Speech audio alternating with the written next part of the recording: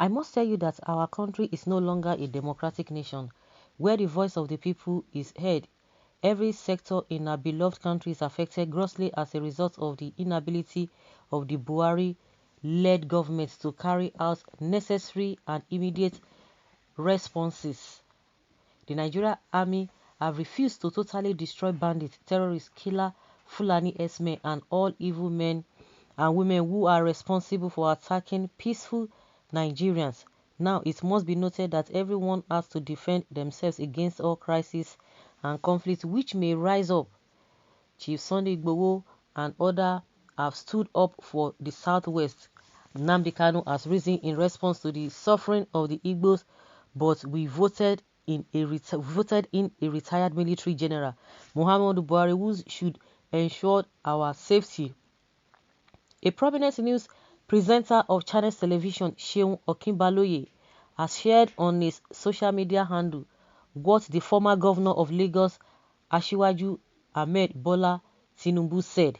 According to the tweet on his Twitter account, Tinubu sent a strong message to Nigerians, saying that if war breaks out in the country, it will submerge other West African countries because there will be no space to contain Nigerians as refugees. He further stressed that those who have experienced the war will tell a better story inasmuch as they have seen the effects of the civil war and they will never want war again. The country was expected to be in peace as a sovereign state is now in conflict every day. These are the words they use to deceive Nigerians. So even if you are, you know, the question is that those people who are being killed, so what happened to them? Some people took war to them and took their lives. So that is exactly what they are looking for. So that you will not resist, you will not complain, you will not criticize. They will bring the war if they take your life. That is it. So be it, because they themselves they are protected. Themselves and their immediate family, their children, they are all well protected. So they will tell you so that you will not criticize, so that you will not say anything. You just fold your hands. That is exactly what is happening in the north. Now, we have problems on ground. They will not be speaking in parables, which I don't even understand. The Fulani S-men that is bringing this whole thing. What are the Yorubas? What have they been doing? They have been going about their businesses. They have been doing anything. Apart from this Fulani S-men wahala that has come into the southern part of the country, which problems are these people facing?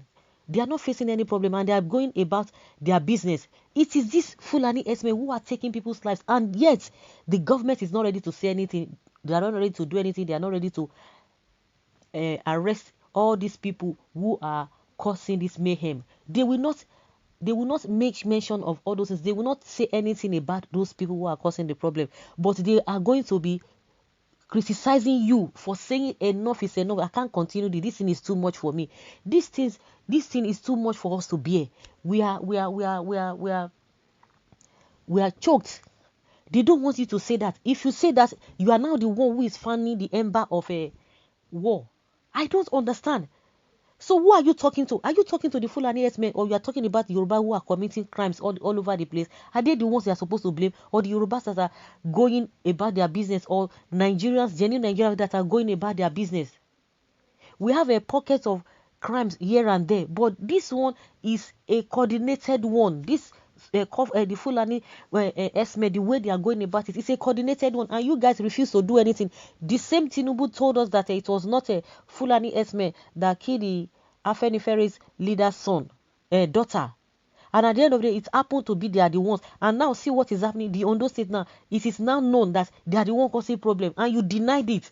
Instead of you to go straight to the point, you are telling us those who experience war. What has that got to do? Who are the people fanning the embers of war? So is it the farmers that are doing their business that the Fulani S-men will go and meet them in their farms? Are they the ones causing the problem? Are they the ones fanning the embers of war? I don't understand what these people are saying. And the worst part of it is that, it's a pity. The worst part of it is that they have people who are just still following them.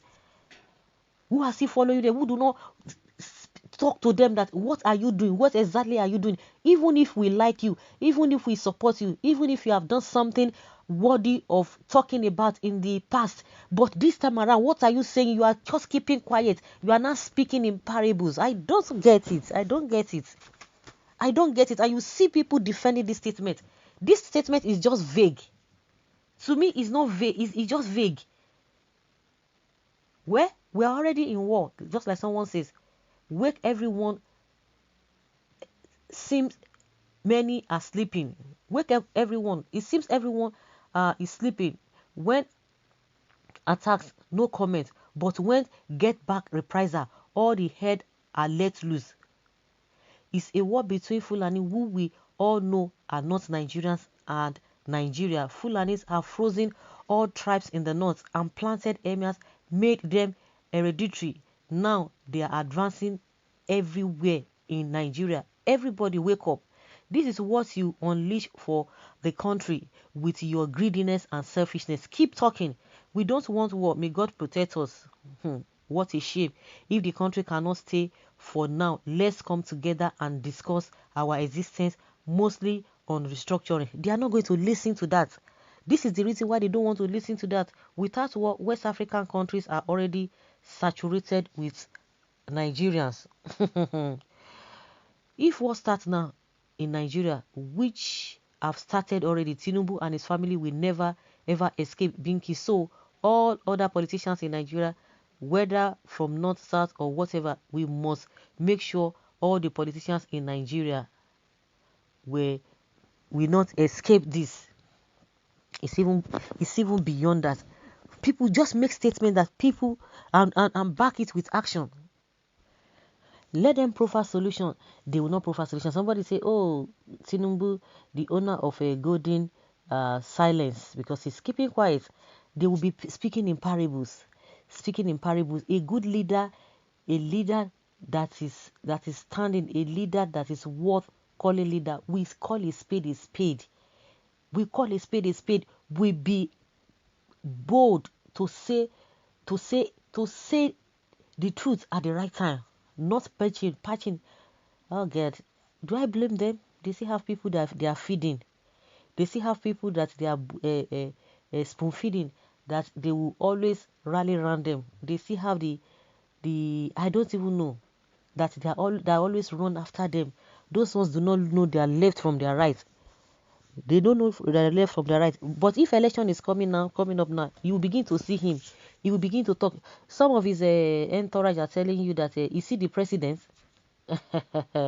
It's not the president, but when you talk about the president who is there now, it came as a result of Tinubu, because with the help of Tinubu, all glory be to God, be given to God. But humanly speaking, without the help of Tinubu, Buhari failed 3 times now. He failed 3 times, but people that rally around him made him to be there. And he has been speaking on his behalf. He has been saying a lot of things. But when it comes to what the masses, and the masses themselves, they do not even get it. I'm talking about those who are really running after them because of a kuli and whatever they want to get from them.